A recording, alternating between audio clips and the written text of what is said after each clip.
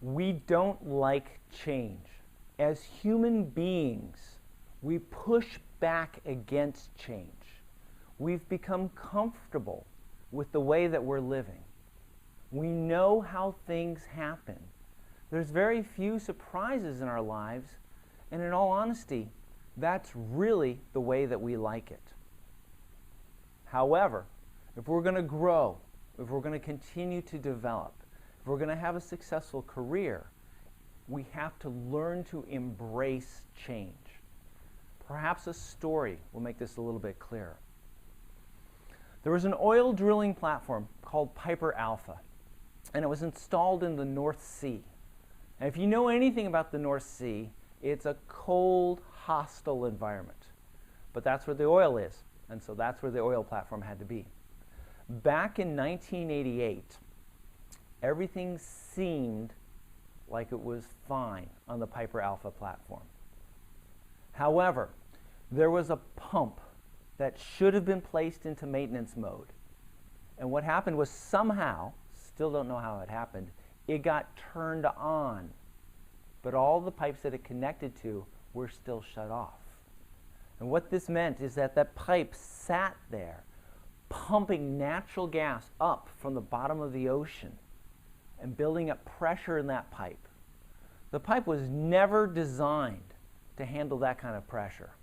And so you know exactly what started to happen.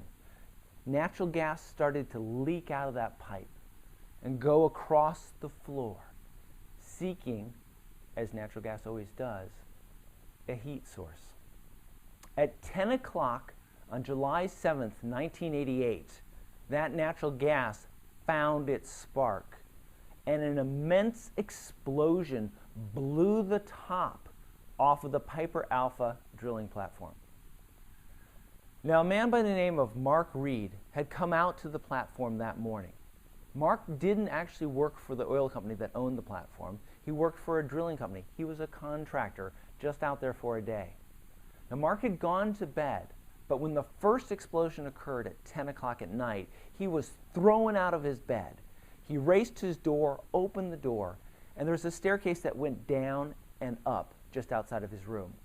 He looked down and he saw that he couldn't see past his hand.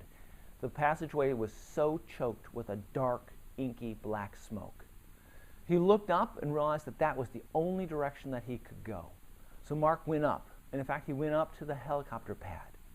Mark Reed found himself at 10 o'clock at night out in the North Sea, standing on the edge of a helicopter platform on an oil platform that was burning. He had two choices. One choice was to remain right where he was standing, and the other was to jump. Now, that jumping option wasn't nearly as clear as it might seem, because there was three things that he had to consider. First, he was 150 feet off of the ocean surface. 150 feet is 10 stories. Secondly, it wasn't just water down there. The water had an oil slick on top of it from leaking oil from the Piper Alpha platform. And that oil was burning. Mixed in with the oil was bits and pieces of the actual Piper Alpha platform itself, something you certainly wouldn't want to hit after having plunged 10 stories. And finally, there was the water temperature to take into account. Remember, this is the North Sea, always a nasty place to be, but at this particular time of year, that water was 40 degrees Fahrenheit. You would only last for 15 minutes in that water. So Mark Reed had a decision to make.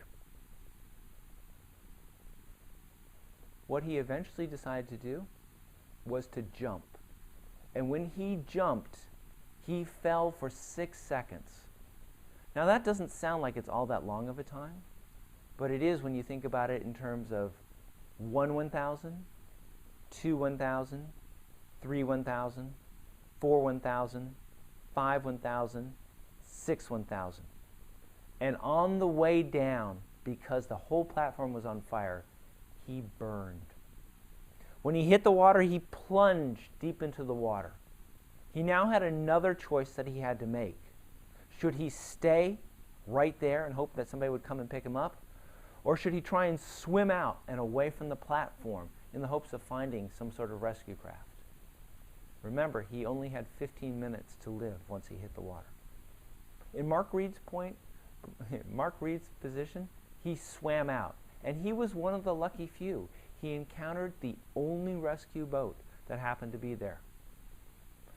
On the Piper Alpha platform, there were 226 men that night. 163 died, and 59 were saved. Now, just like Mark Reed, you're standing on a helicopter pad. The platform is on fire. You have a decision to make.